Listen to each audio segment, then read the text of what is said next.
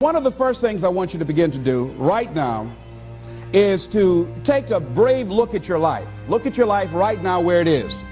So let me ask you some questions. As you begin to look out on the future, look out on this year, let's take personal inventory. What has brought you here? As you begin to look at the things that took place this past year, did you get out of it what you wanted? Did you achieve the goals that you set out to achieve?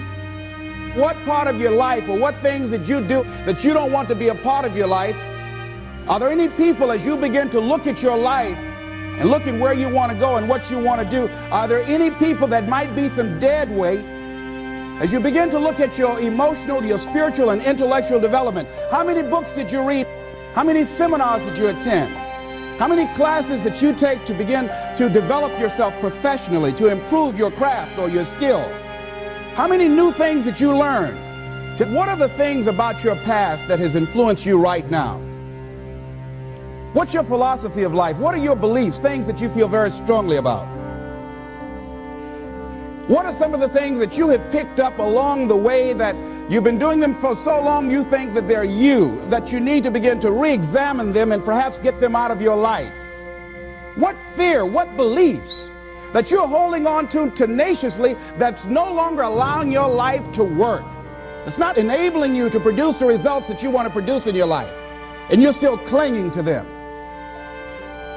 As you begin to look at your profession or your career, what is it that you need to do to begin to upgrade your skills or your knowledge to continue for you to be competitive in the marketplace? What would you do if you had 1 year to live and guaranteed success in anything you decided to do? What would that be? Are you proud of how you have been living your life?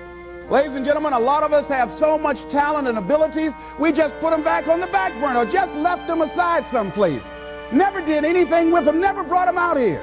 Used to do them extremely well in high school or college, or just had a natural gift and never did anything with it. What are you sitting on? What gifts are you sitting on? Have you resigned yourself to a life feeling that nothing can be done to change your future or your circumstances? Have you been afraid to try something different because you're afraid of how people will react to you or what they will think? Those are some of the things that I suggest that you begin to answer yourself.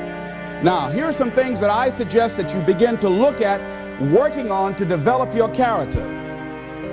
Some things that will give you some personal strength.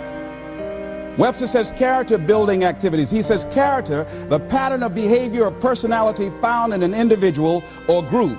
Moral strength, self-discipline, fortitude. That's what's going to be required in order to begin to manifest your greatness.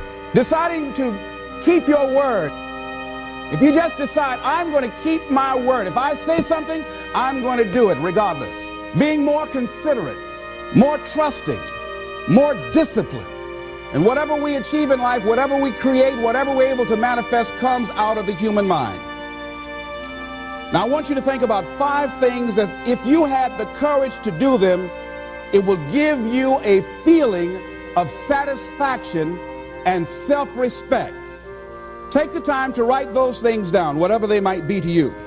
It might be in your personal life. It might be in your friendships, your family relationships.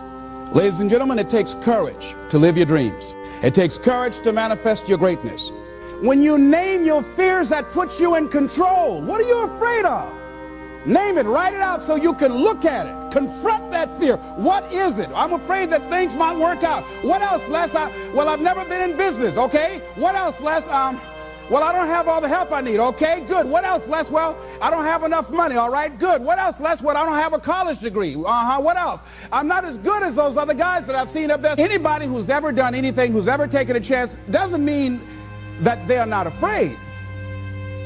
Courageous does not mean being the absence of fear. I think that being courageous is willing to do it because that's what you feel and you're going to do it anyhow. Regardless, you're not going to be immobilized by your fears or your doubts. You admit, okay, I'm scared to death. Now, okay, what is it that I must choose to do? Go ahead and experience that fear, but don't let that fear immobilize you. In what you've done with your life thus far, is it giving you what you want? Is it giving you what you want? When you look toward the future, when you look at all that's going on out here, is there some place within yourself you say, hey, I know I need to be out there in that arena. I know I can do more than what I've been doing. I know there's some great music that I have within me that I haven't brought out here yet.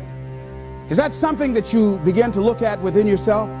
So I used to do that, and I used to go to big rallies and see guys up speaking when I wasn't courageous enough to go out there and say, hey, my name is Les Brown, the motivator, Mamie Brown's boy, I want to talk. See, I say if you look at your life, and if you're not getting what you want, you owe it to yourself to do something differently. If you're on a job, 85%, they say, of Americans go to jobs that they're unhappy.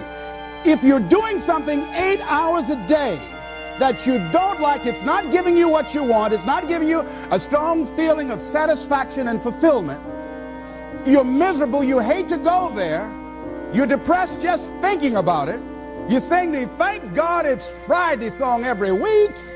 If that's what it is, you owe it to yourself to start strategically working to change directions. See, but you know what most people will do?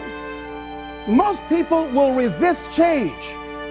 Most people will fight change as if change would be worse than what they're experiencing.